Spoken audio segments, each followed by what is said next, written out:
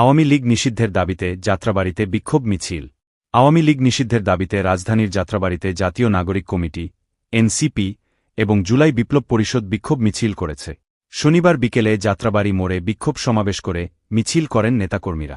বিক্ষোভ মিছিলের আগে যাত্রাবাড়ি মোড়ে সমাবেশে এনসিপির যুগ্ম মুখ্য সংগঠক খান মোহাম্মদ মুরসালিন বলেন, আওয়ামী লীগ কোনো রাজনৈতিক সংগঠন নয়, এটি পরিষ্কার জানতে হবে। আওয়ামী লীগ হল সন্ত্রাসী সংগঠন। মানুষকে খুন করে, গুম করে, আর্থিক লুটপাট করে দেশকে ধ্বংস করে পালিয়ে গেছে। তারা দেশকে ঝাঁঝরা বানিয়ে ছেড়েছে। সন্ত্রাসী হিসেবে চিহ্নিত হওয়ার জন্য যা যা করার তার সবই করেছে আওয়ামী লীগের লোকজন। সন্ত্রাসীদের সঙ্গে রাষ্ট্রের যে আচরণ হওয়া উচিত আওয়ামী লীগের সঙ্গে সেই আচরণ করতে হবে। শুধু আইনগতভাবেই না, সামাজিকভাবেও আওয়ামী লীগকে বয়কট করতে হবে। আওয়ামী লীগের সন্ত্রাসের বিরুদ্ধে সবাইকে ঐক্যবদ্ধ হতে হবে। প্রতিরোধের বিকল্প নেই এখানে। এনসিপির সংগঠক দক্ষিণাঞ্চল মোহাম্মদ রাকিব হোসেন রাজ বলেন, আওয়ামী লীগ কোনো রাজনৈতিক দল নয়, বরং ভারতীয় গোয়েন্দা সংস্থার চালিত একটি সন্ত্রাসী সংগঠন। ৪৮ জন শহীদের নাম নিয়ে স্থাপিত শহীদি ঐক্য চত্বরের সামনে দাঁড়িয়ে বক্তব্য দিচ্ছি।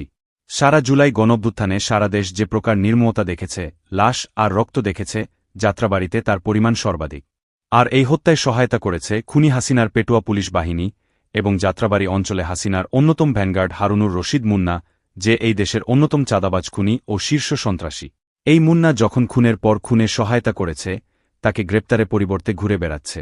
প্রশাসনকে দ্রুত গ্রেপ্তারের আহ্বান জানাতে চাই এবং আওয়ামী লীগকে নিষিদ্ধের ব্যাপারে সিদ্ধান্তে আসতে সকলকে ঐক্যমতে আসতে হবে।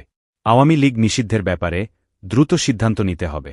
এছাড়াও বিক্ষোভ পূর্ববর্তী সমাবেশে বক্তব্য রাখেন এনসিপির যুগ্ম মুখ্য সংগঠক এস.এম. শাহরিয়ার, কেন্দ্রীয় সদস্য রফিকুল ইসলাম কনক, গণতান্ত্রিক ছাত্র সংসদের নির্বাহী সদস্য আহনাফ জামান, গণতান্ত্রিক ছাত্র সংসদের কেন্দ্রীয় সদস্য ও বৈষম্যবিরোধী ছাত্র আন্দোলনের ঢাকা মহানগরের যুগ্ম আহ্বায়ক আশিকুজ্জামান হৃদয়, যাত্রাবাড়ি থানা এনসিপির প্রতিনিধি হিমেল, শ্যামপুর থানা এনসিপি নেতা রায়হান হোসেন প্রমুখ।